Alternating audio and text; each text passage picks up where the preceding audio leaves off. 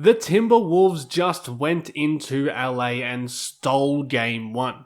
Against a team with the star power that the Lakers have, a lot of things have to go right, but for the Wolves, they built their Game 1 win off the back of their insane three-point shooting. The Wolves made 21 threes on 42 attempts, good for 50% shooting on high volume, and that broke the already suspect Lakers defense. And this wasn't just randomized shooting. There was a specific plan to exploit LA's weak defense that resulted in good looks for a good shooting team.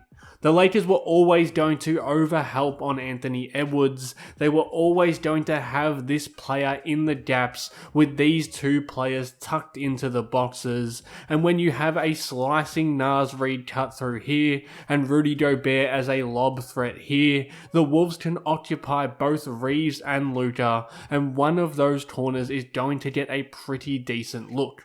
All night long, the Wolves punished the Lakers for overhelping. With their ineffective point of attack defense, that was the plan that LA had going into this, and Minnesota just picked it apart ruthlessly with their shooting. Sometimes it was something as simple as swinging the ball when Luka was shading over toward Ant.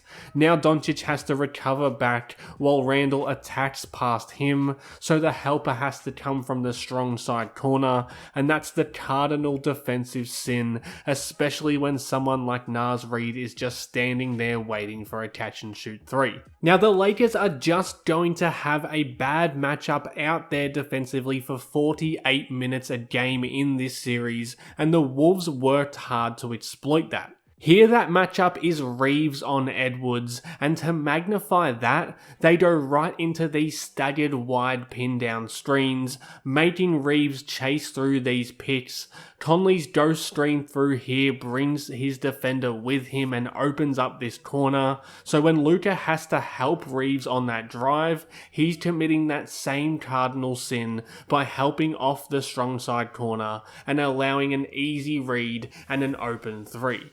If the Wolves play smart, they're going to find ways to punish LA's constant overhelping in this series. I think we can all lament how the ball doesn't move as much when Anthony Edwards is at the controls, but watch what it does to the defense if the off-ball movement is on point. If Ant gets Luka on a switch, Vanderbilt is going to prowl here heavy in the gaps, so when Naz Reid makes this cut behind the gap help, it pretty much breaks this defense. So Luka can't stick with Ant, Vando needs to sink even deeper into help, and that leaves LeBron deciding whether to drop in to cover the dunker spot, recover to his shooter, or chase Randle, who was Vanderbilt's man. In the end, he just chooses no man's land, and it's Randle who gets that open three.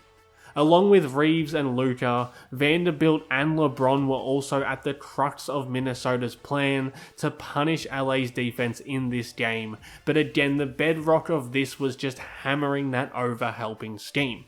Like if the Wolves are going to enter into the post with Randle on Luka and LeBron zones to try and show Randle a body, the Wolves hit LeBron's man right away, and that's an easy look for a great shooter. They made LeBron pay a ton when he tried to play that roaming defensive playmaker in this game.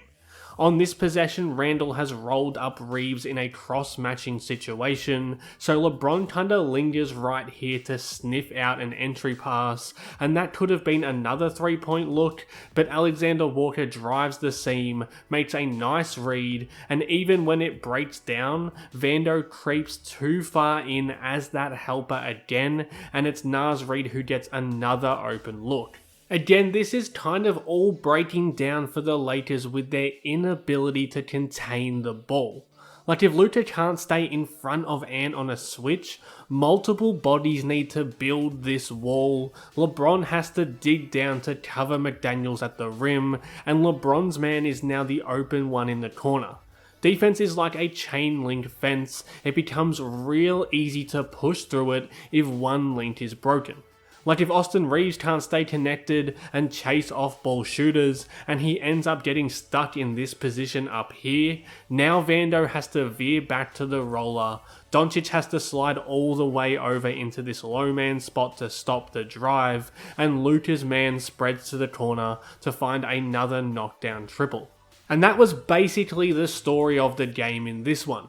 Minnesota found it pretty easy to kick down the door of LA's perimeter defense, that forced scramble situations and the helpers to panic, and the Wolves just feasted on open 3 after open 3. Now Minnesota is probably going to be able to create those advantages at the point of attack all series long. I just don't think the Lakers are going to be able to stay in front of their ball handlers, but this trend of beating the Lakers defense up using this scheme against them is only going to continue if Minnesota keep knocking down threes. It's fair to say they got some outlier shooting from Jaden McDaniels and Julius Randle in this game, and the team as a whole did make some insane looks once they started rolling. But the Wolves have found their opening move in this series and a way to beat this Lakers team. Now it's time to see what adjustments are made on both sides and how this one plays out going forward. If you enjoyed this breakdown, you can support Howls and Growls by becoming a member. Check out the pinned comment below for more details, and thanks again for watching.